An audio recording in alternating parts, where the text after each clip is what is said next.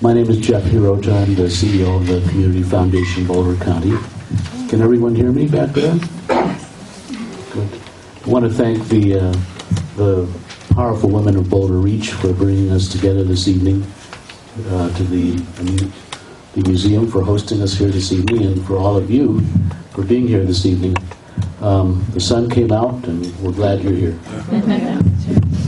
I think we're going to start with the first panel on legal and policy. There are three organizations that we're going to feature. And should I read about them? I'm not seeing it. Okay. So, from the ACLU of Colorado, Ana Temu, who is the Immigration Campaigns Coordinator. From the Colorado Immigrant Rights Coalition, Stephanie Tanney, who is Development Director. And from the Immigrant Legal Center, Laurel Herndon, who's Founder, Executive Director, and Managing Attorney. So we're just going to jump right in. And I'll rely on Kate to give me the vaudeville hook when I'm going on too long. So the news cycle is pretty nutty these days, and it occasionally makes immigration a less visible issue. But really nothing has changed in the way immigration is being addressed legally, politically, and in a highly charged media climate. So I'm going to start with Ana. Could you explain to us what's happening right now in immigration as it pertains to detention, both at the border and also here in Colorado? Thank you. So I know that most of the headlines that you see are about what is happening at our southern border, and I'm sure many of you have seen some of the atrocities of holding people in literal cages, or whether it's ICE and CBP rolling out metering systems, or expedited reviews, or even talking about collecting DNA of immigrants. But what is not really talked about is immigrant detention here in the state. Here in Colorado, we have a contract out with Geo Group, who is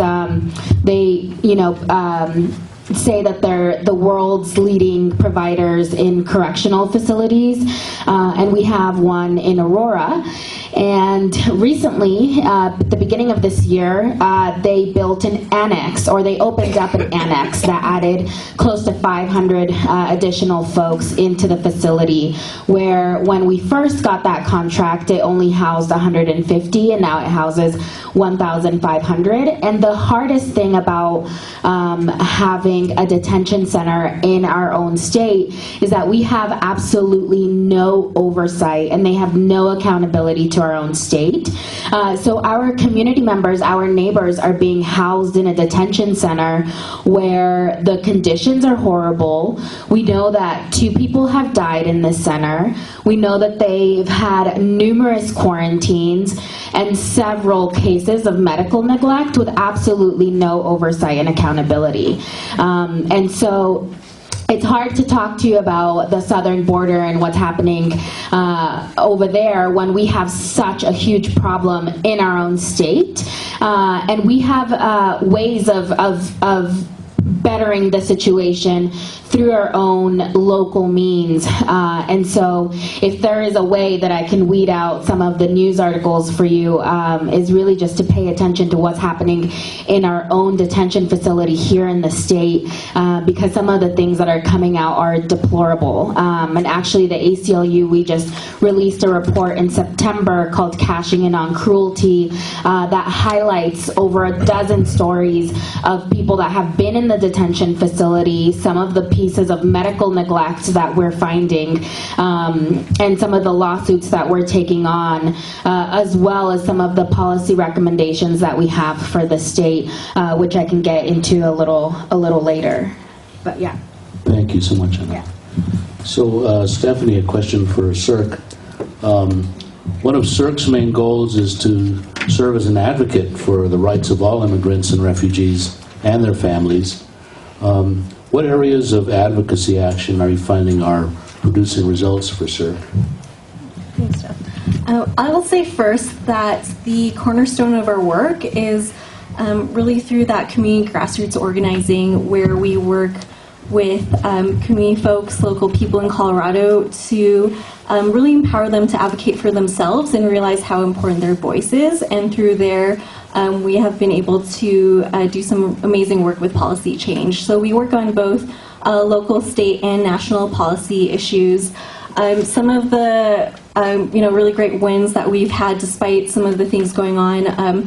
Locally, we do a lot of work with counties and cities. We've worked a lot with the County of Boulder, for sure.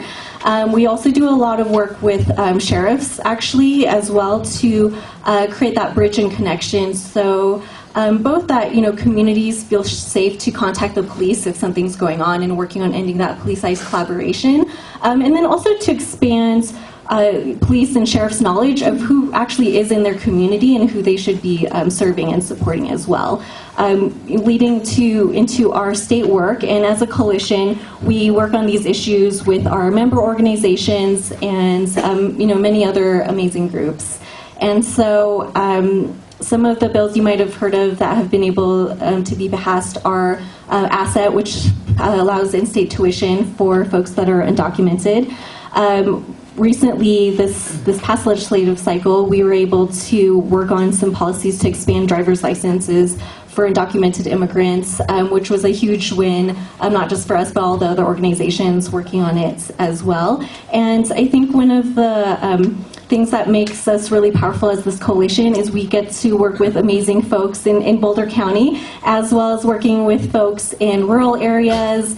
We had a lot of ag folks actually supporting the driver's license bill, and even some Republicans as well co-sponsoring our bill, and that was really is what has allowed us to win.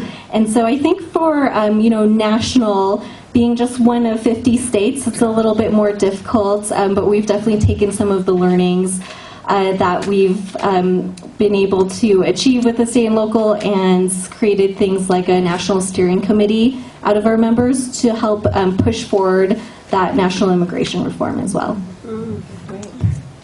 Thank you, Stephanie. So, Laurel, there's been a lot of uncertainty about changes to the legal services for immigrants. Requirements, for example, to ensure immigrants don't become a public charge, which is itself changing. Just as an aside, the Community Foundation website will have a public charge resource page to kind of keep abreast of these things.